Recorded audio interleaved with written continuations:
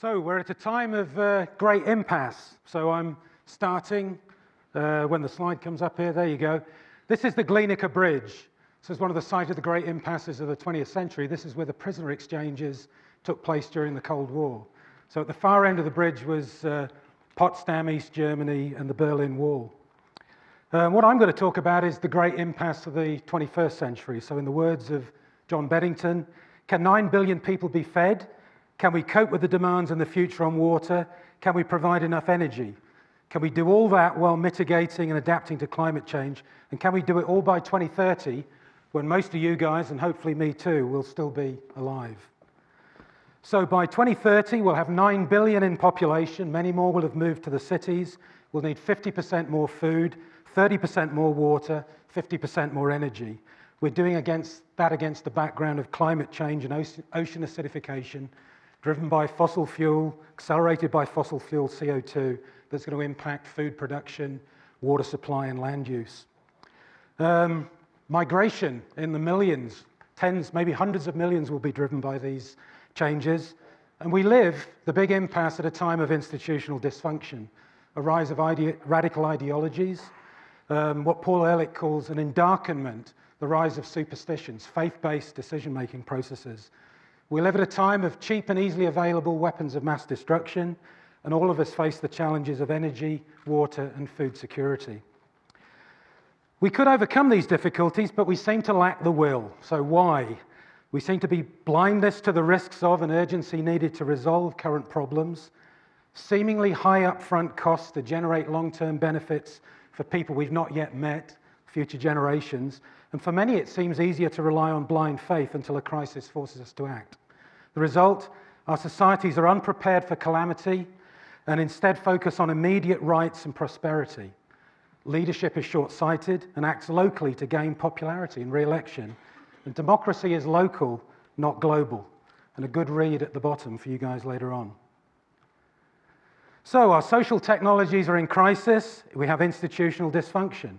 We have inertia in our decision-making systems. We can't respond to climate change. We can't even respond to the financial crisis of 2008. We can't even decide if we're going to build a pipeline in Canada. We simply are unable to make decisions. After the Great Depression, after the Second World War, there was a lot of innovative ideas. Communism, Keynesianism, the United Nations, the welfare state. Today, we really have very few new ideas, except perhaps in Japan, where Abenomics is coming up with some innovative new ideas driven by multiple crises: Fukushima, economy, the rise of a giant neighbor next door. What's the culprit? The culprit is we don't understand and cannot manage our social technologies. Governance, finance and economics, the justice system. They're too complex for us. Their outputs are unpredictable. We've got two brakes on change at the moment. Big business is powerful, single-minded and globally mobile. It maintains the status quo. We heard many of these points in some of the excellent talks this morning. Government, we've got the welcome rise of democracy, but it's all local government. It's inward-looking, it's rights-oriented, it's fragmented, and it's driven by political re-election. So the 17th century, and Peter in his talk this morning gave some very nice examples of developments in the 17th century.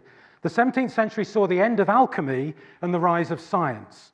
The key development was that of experimental testing of ideas. The 17th century also saw the development of a lot of social technologies. So the stock market, for example, was invented. That's a Dutch invention of the 17th century. But the social technologies don't seem to have developed feedback mechanisms. They don't seem to have developed a control process. We don't seem to be able to eliminate dysfunctional components of them.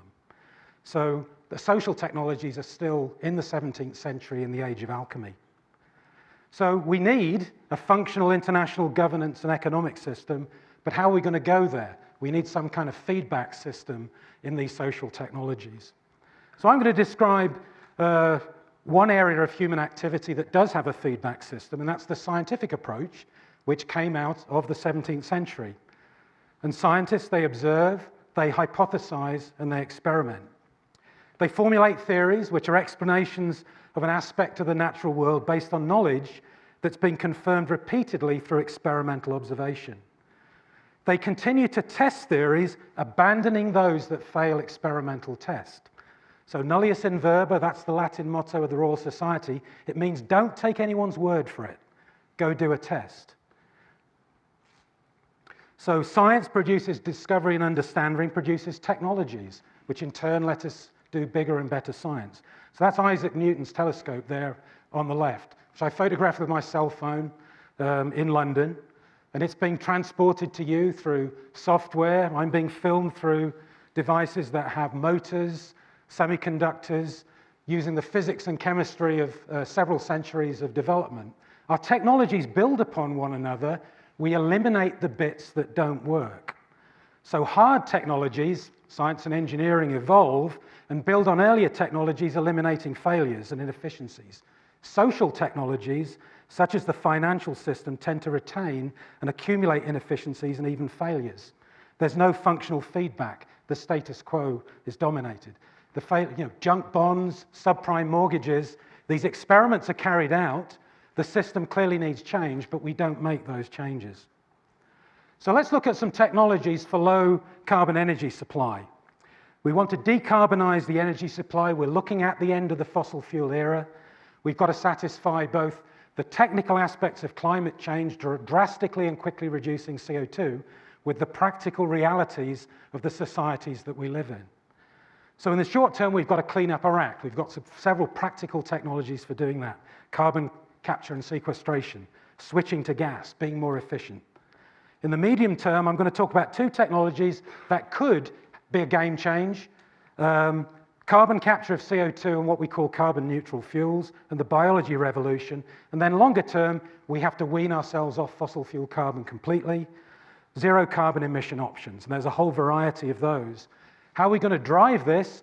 Again, it's a social technology. There has to be an economic driver, probably a carbon tax. Dieter Helm in his book Carbon Crunch, another excellent read, tax the carbon content of the fuel at source. Then you deal with all the downstream emissions which dominate. It's not upstream emissions that dominate, it's downstream emissions. Peter this morning gave an excellent example of how long it takes, 50 to 80 years to change from one technology, change from candles to electric light bulbs. We don't have 80 years. We've got to do it in a much shorter period of time. We've really got to have an impact in the next 10 years. How are we going to do that? So let's look at one technology, and these are some slides loaned to me by David Keith of Carbon Engineering. Air capture CO2, taking CO2 from the atmosphere and doing something with it. We take CO2 in, it's turned into carbonates, we heat the carbonates and get a pure stream of CO2 coming out the other end. This is Dave and his team. His first pilot's actually quite close to the hospital in Calgary. By 2017, he hopes to have a megaton per year capture system in operation. What's he going to do with the CO2? Well, initially, might be used for enhanced oil recovery, increasing the CO2 content of air for more efficient algal biofuels. Carbon neutral fuels, though, is the really big, interesting option. CO2 to fuels. Why would you want to capture CO2 from the air? Seems like a crazy idea. It's quite a low concentration. Plants, of course, do it all the time. It's the basis of life on planet Earth. We basically take hydrogen from water, CO2 from the air, energy, react them together and produce a carbon neutral fuel. A gasoline, a diesel, methanol, a hydrocarbon fuel. Hydrocarbon fuels are very, very good. Liquid fuels have 40 times the energy density of your cell phone battery. The other good thing is that hydrocarbon industry. That's the incumbent. The incumbent is not going to want to be moved out of their groove. So give them something they can do that's useful with CO2, but don't use fossil carbon CO2. Just keep recycling the same CO2. Biology could convert high carbon fuels like coal and heavy oil to hydrogen or methane biologically in situ. Biology could also convert gas to liquid using other types of biological organisms. So we're in Alberta, the home of heavy oil. So let's look at energy innovation in the oil sands and some of the issues it raises. So the oil sands start about 150 million years ago towards the Rocky Mountains, where organic rich sediments are buried. They generate oil and gas. That oil and gas moves up to sandstones in the area of Fort McMurray.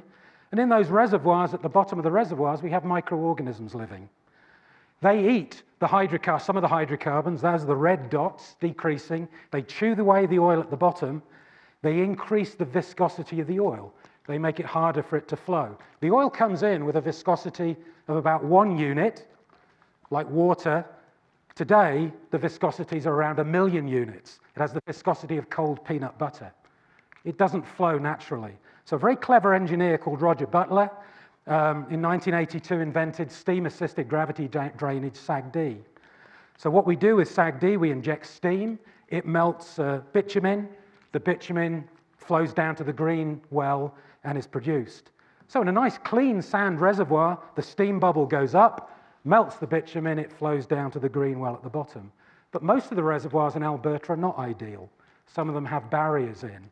So when there's a barrier there, the steam can't go up through the barrier, very hard to get to the oil above. So SAGD produced a commercial technology for in situ development of the oil sands, and we measure the efficiency of it in terms of what we call a steam-oil ratio, the amount of water or steam we have to put in to get a volume of oil out. And what's happened is a rather strange observation. So the early pilots had steam-oil ratios about 2.5. You want a smaller number. But through time, the number has been going up. So the technology is very clever, but it only works well in the very clean reservoirs. It doesn't work in a lot of the harder-to-produce reservoirs. So what's the problem? Well, you don't actually need a Nobel Prize in economics to work out what the problem is. What do we spend on energy R&D? So this is the US 2010 federal budget. The US is a superpower because it spends 20% of its revenue on defense. It spends $2 billion on energy R&D. The US actually spends significantly more on potato chips than the government devotes to energy R&D. And both public and private financing of energy R&D has decreased during the last 30 years. Now, if we look at the different kinds of industries that we associate with high technology, pharmaceuticals and aerospace, defense, they spend 10 to 20% of their revenue on R&D. Energy sector companies spend less than 1% on R&D. So the situation we have then is quite a small spend. What should we spend on energy R&D? What should we spend to mitigate climate change? Nicholas Stern, in a report written several years ago now, said we should be spending about 2% of GDP. For Canada, that's about $30 billion a year to mitigate the impacts of climate change. Canadians spend 2% of GDP on Christmas. In fact, most of the G8 spends about 2% of GDP on Christmas. We spend another 3% on alcohol, tobacco, and narcotics. We spend a lot of time having a good time, basically. And I'm not the Grinch. I'm not suggesting we cancel Christmas. So in Alberta, we're going to spend about 7 Christmases on 25 years of oil sands development. We spend about a third of Christmas a year developing the oil sands currently. The total Natural Sciences and Energy Research Council spend on science and engineering in the Canadian universities is 1/10 of that. We're a hell of a bargain. So we've got very low industry and public spend on energy R&D. We've got lack of basic research, few breakthroughs, and few technologies for the market to optimize. It's the basic research where the breakthroughs come from. You need applied research, but you also need the basic research. Michael Faraday was mentioned earlier. He basically did the electromagnetic research that allowed the development of the electric motor and the dynamo. And one of the prime ministers, Pitt, I can't remember which one it was, he visited and said, well, what's the use of it, basically? And Faraday said one day, sir, I believe you'll tax it. We don't know where the breakthroughs are going to come from. We don't know how long those breakthroughs are going to come. You've got to spend on basic research. Our problem is not solving problems, it's ineffective systems and processes to dealing with getting those problems solved. So what's the workaround? I want to invent and deploy technology at large scale much faster than I can do it today. Are there any examples in history of doing that? So I'm going to go through the Manhattan Project, which is, I believe, an effective workaround. So the atomic bomb, the Manhattan Project, ran from 42 to 46. It was 125,000 people, mostly in the grad student kind of age groups, 20s and 30s. They worked on the development of nuclear weapons. It was a great training environment. Great scientists with Nobel Prizes came in, Enrico Fermi, Future great scientists like Richard Feynman, who would win Nobel Prizes, also worked on the project. Val Fitch was drafted as a soldier, went into the Manhattan Project, got inspired, he won a Nobel Prize in Physics in 1980. It was government, industry, and universities. The timeline is staggering. Plutonium wasn't discovered until 1940. 1942, the Manhattan Project starts. 1945, the first bomb is tested. 1959, there's large-scale deployment of nuclear-tipped ballistic missiles worldwide. Discovery, invention, innovation, and deployment in 1 decade. This is a congressional report on the costs of the Manhattan, Apollo, and energy research projects. I'm just going to jump to the punchline here. So at peak spend, the Manhattan Project was costing about $4 billion 2008 dollars a year. It was 1% of US government federal outlay. It was 0.5% of GDP approximately. I'm going to round that up to 1% just to be conservative. The Manhattan Project cost half a Christmas a year, basically. The oil sands cost a similar order of magnitude. One was a research and development project. There is research and development going on in the oil sands, but it's largely a technology deployment project. What was the legacy? National labs, nuclear power. I'm not going to talk about the legacy of nuclear weapons. That's very, very complex. Now, I'm not a pro-nuclear weapons person, but they have a complex positive and negative aspect to their legacy. Radioactive isotopes transformed medicine, science. Big science, Large Hadron Collider, Hubble Space Telescope, Human Genome Project. Large-scale project management. Leslie Groves, the general who ran the project, developed a whole new process for managing these large strategic projects. And technocratic economies. The whole North American economy, the whole Western economy world was started from the Manhattan Project. So Manhattan and Apollo, clearly perceived risk, single customer, regulated solutions. It was great invention, innovation, and dispersion. It was crisis, not market-driven. It's cheap, with huge collateral benefits. It was big government, big industry, and big universities collaborating in a big way, and cheaply too. A big no-brainer, really. An international collaboration. And there's 2 obvious projects. One is a Manhattan project, Manhattan-style project focused at energy technology solutions. If I was going to pick one, I'd go for carbon-neutral fuels. We emit 29, 30 billion tons of CO2 per year. If we're going to continue to do that using fossil fuels for several decades, which is the reality, there's really only 2 things we can do with that CO2. Either stick it around, and some of it we almost certainly will be doing, or we can turn it into stuff. But you can't make 29 billion tons of motorcycle helmets. There simply isn't the space to put it anywhere. So what we've got to do is turn it back into fuel. We just go round and round and round. The second is a social science project designing a functional global governance and economic system. So what is our future world going to look like? It's got linked population development, environmental, and economic issues. It needs a future-focused perspective requiring a focus on responsibilities as well as rights. Social technologies are currently lacking in effective delivery of solutions. We need a Manhattan Project here. Developing a democratic process with responsible and globally focused governance institutions and functional economic systems is one of the major challenges of the 21st century.